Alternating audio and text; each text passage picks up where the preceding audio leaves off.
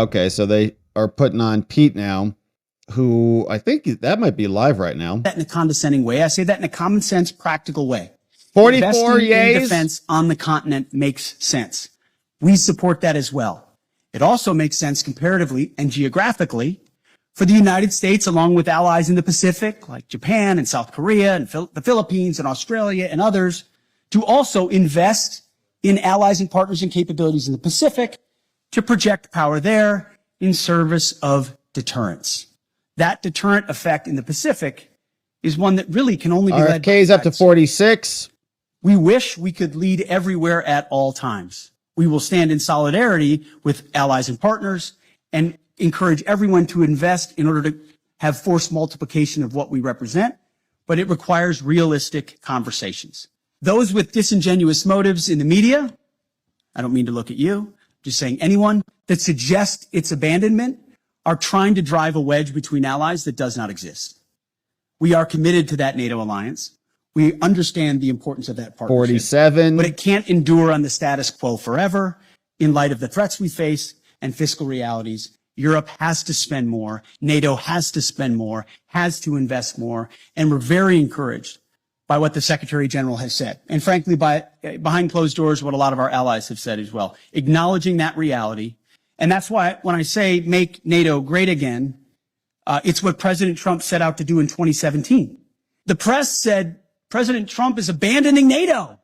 He's turning his back on our NATO allies. 48. That's what the headlines read in 2017 and 2018. What actually happened?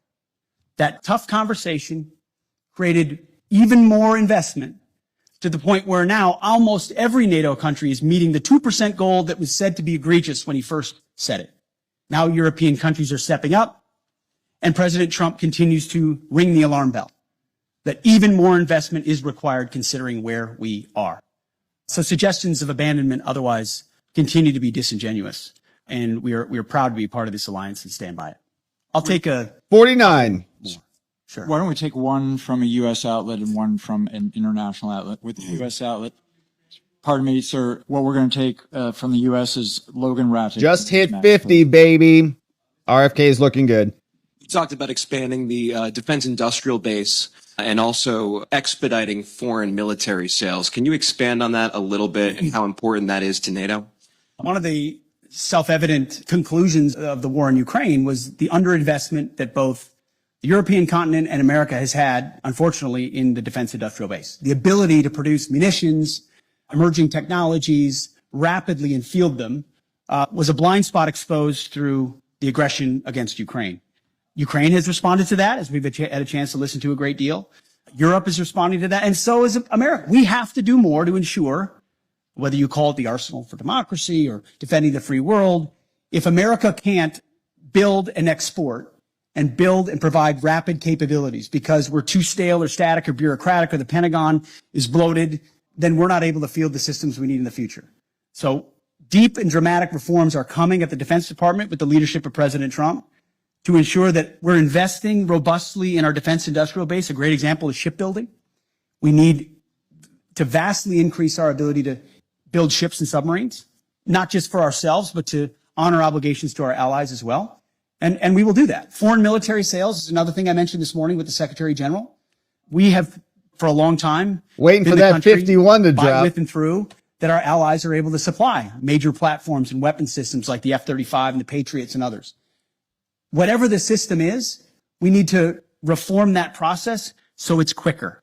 So a request today isn't delivered 7 years from now, but 3 years from now with less red tape and with the most efficient and effective technology possible. We hear that from our allies, and that's part of being a good faith partner, is we're going to invest in our defense industrial base. We're going to make sure foreign military sales are as rapid as possible, which again is a force multiplier for American power, which is something we want to do in a contested world. For our final question, we'll go to an international outlet, the Japanese service NHK, with Tsuchiyo Sugita, please. Hey, our friends from Japan. What's up, Japan? Sachi from NHK, the Japanese TV station. Thank you very much. I'd like to ask about China. As you mentioned that U.S. will be prioritizing and deterring China, what role will you be expecting Japan and IP4 countries to play in this context? Sure. First of all, I would point out that President Trump has expressed a strong relationship with Xi Jinping. We don't have an inevitable desire to clash with China. There's a recognition that there are divergent interests which lead to a need for strength on the American side to ensure our interests are advanced, and that ultimately any aggression is deterred.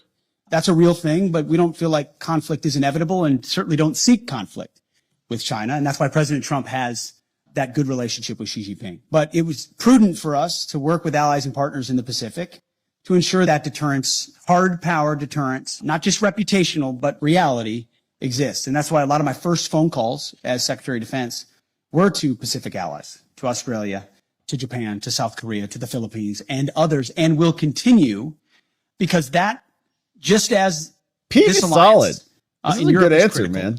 Going all around the Working by, world. with, and through allies and partners in that region who understand the reality of the ascendant Chinese threat will be critical. It can't be America alone. It won't be America alone if we are to deter that. So it is a focus. I've articulated that from day one. America achieves strength, whether it's in peace through the Ukrainian conflict or deterring it in the Pacific through strength. There's a reason why Donald Trump emphasizes peace through strength at every moment. My job alone as the Secretary of Defense is to ensure he has the strongest, most capable, most lethal military possible. Heaven forbid we have to use it. It's meant and built for deterrence. But if we have to, we can close with and destroy our enemies and bring our men and women home with success as quickly as possible. Very diplomatic Thank answer you very there. much for being here. Thank you. Nice answer from Pete. All right.